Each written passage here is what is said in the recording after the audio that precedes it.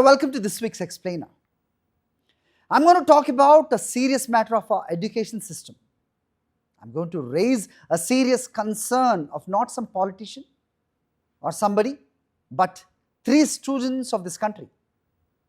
Answers are demanded. 2019 Telangana inter ఫలితాల వివాదం మీకు గుర్తుండే ఉంటుంది. లక్షలాది మంది విద్యార్థులు అన్యాయంగా ఫెయిల్ అయ్యారనే ఆరోపణలు, స్టూడెంట్స్ ఆత్మహత్యలు, కోర్టు చుట్టూ తిరిగిన ఒక సంస్థ, అదే గ్లోబరీనా. Hope you remember. ఇప్పుడు అదే సంస్థ పేరు మార్చేసుకొని, రూపాన్ని మార్చేసుకొని కోఎంట్ ఎడ్యుటెక్గా మారి దేశంలోని అతిపెద్ద విద్యా బోర్డు అయిన మన సిబిఎస్ఈ నుంచి మళ్ళీ చాలా కీలకమైన కాంట్రాక్ట్ దక్కించుకుంది అనే ఆరోపణలు కంట్రీ వైడ్గా వినిపిస్తున్నాయి, సంచలనం రేపుతున్నాయి. అయితే ఈ కథను బయటపెట్టింది రాజకీయ నాయకులు కాదు, పెద్ద పెద్ద సోషలిస్టులు కాదు, మీడియా సంస్థలు కాదు, 3 teenage students. Yes, you heard it right, 3 teenage విద్యార్థులు. వేదాంత్ శ్రీవాత్సవ, నిసర్గ అధికారి, సార్థక్ సిద్ధాంత్. 3 వేర్వేరు కోణాల్లో పరిశీలించి సిబిఎస్ఈ ఆన్ స్క్రీన్ మార్కింగ్ వ్యవస్థ ఏదైతే ఉంటుందో దీన్నే ఓఎస్ఎం అంటారు, టెండర్ ప్రక్రియ అలాగే సైబర్ సెక్యూరిటీపై ప్రశ్నలు లేవనెత్తారు. They have raised some serious questions. మొదటిగా సార్థక్ సిద్ధాంత్ 100 పేజీల సిబిఎస్ఈ టెండర్ డాక్యుమెంట్స్ను ఈయన పరిశీలించాడు. ఈ విద్యార్థి ఒక కీలక అంశాన్ని బయటపెట్టాడు. నిజంగా అన్ని రిపోర్ట్స్, అన్ని డాక్యుమెంట్స్ కూలంకషంగా అది చూడడం అనేది సామాన్యమైన విషయం కాదు, but he did it. First టెండర్లో ఉన్న అనేకమైన కఠినమైన అర్హత ప్రమాణాలు ఏవైతే ఎలిజిబిలిటీ క్రైటీరియా ఉంటుందో ఆ తర్వాతి టెండర్ వెర్షన్స్లో సడలించబడ్డాయి, అంటే ఎగ్జెంప్ట్ చేయబడ్డాయి అని ఇతను ఆరోపిస్తున్నాడు.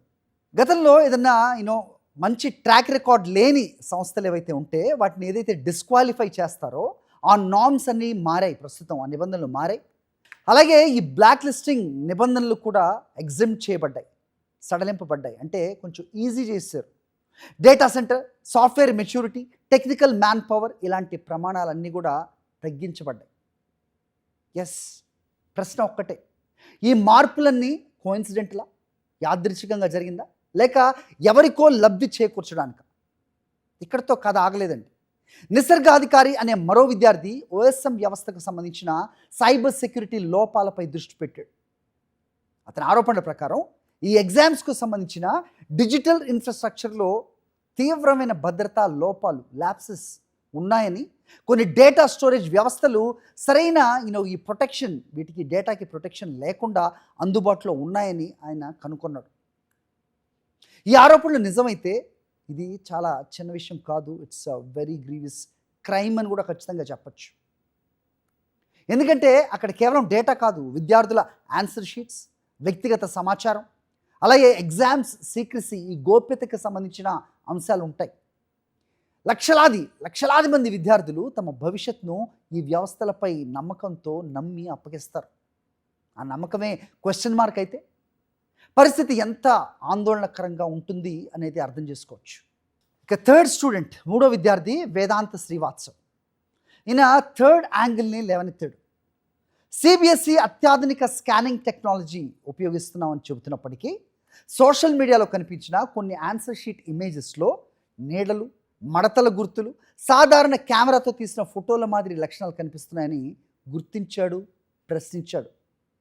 దీంతో అసలు స్కానింగ్ ప్రక్రియ ఎలా జరిగింది, టెండర్లో పేర్కొన్న ప్రమాణాలు అసలు పాటించారా, ఈ సందేహాలు మరింత బలపడ్డాయి. ఈ 3 పరిశోధనలో, ఈ 3 రీసెర్చెస్ ఆఫ్ ది స్టూడెంట్స్లో ఇప్పుడు వివాదం కేవలం ఒక కంపెనీ చుట్టూ మాత్రమే తిరగట్లేదు.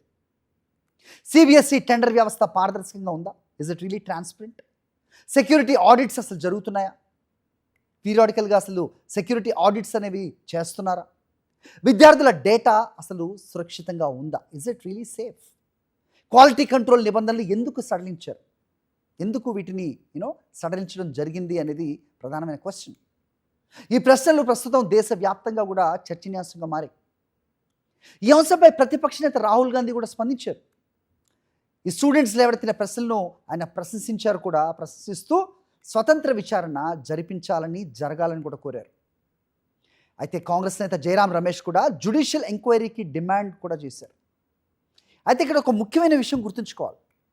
ఈ ఆరోపణలో ఎంత నిజం ఉందో ఎంతవరకు అపోహలు ఉన్నాయో అనేది అఫీషియల్గా అధికారికంగా విచారణ జరిగితే కానీ మనకు తెలియదు. కానీ ఒక విషయం మాత్రం చాలా క్లియర్గా కనిపిస్తోంది. వ్యవస్థలు అడగాల్సిన ప్రశ్నలు 3 స్టూడెంట్స్ అడిగారు. కోట్లాది మంది విద్యార్థుల భవిష్యత్తుకు సంబంధించిన వ్యవహారంలో ట్రాన్స్పరెన్సీ, రెస్పాన్సిబిలిటీ, సెక్యూరిటీ ఈ 3 ఉండాలి. పారదర్శకత, బాధ్యత, భద్రత కావాలని వాళ్ళు డిమాండ్ చేశారు. ఇది కేవలం ఓ టెండర్ కథ కాదు, ఇది నమ్మకం గురించి. తమ పిల్లల భవిష్యత్తును పరీక్షా వ్యవస్థల చేతుల్లో పెట్టే తల్లిదండ్రుల నమ్మకం, ఏళ్ల తరబడి కష్టపడి పరీక్షలు రాసే స్టూడెంట్స్ నమ్మకం, ఆ నమ్మకాన్ని కాపాడాల్సిన బాధ్యత ఇప్పుడు సిబిఎస్ఈతో పాటుగా సంబంధిత సంస్థలపై ఉంది. ఎందుకంటే డెమోక్రసీలో ప్రశ్నలు అడగటం తప్పు కాదు. ఈ ప్రశ్నలకు సమాధానం చెప్పాల్సిందే. Answers are demanded. ఆ ప్రశ్నలు అడుగుతున్నది స్కూల్ యూనిఫామ్ వేసుకున్న పిల్లలైనా సరే వ్యవస్థలు స్పందించాల్సిందే. That's the message of the story. Thank you for watching.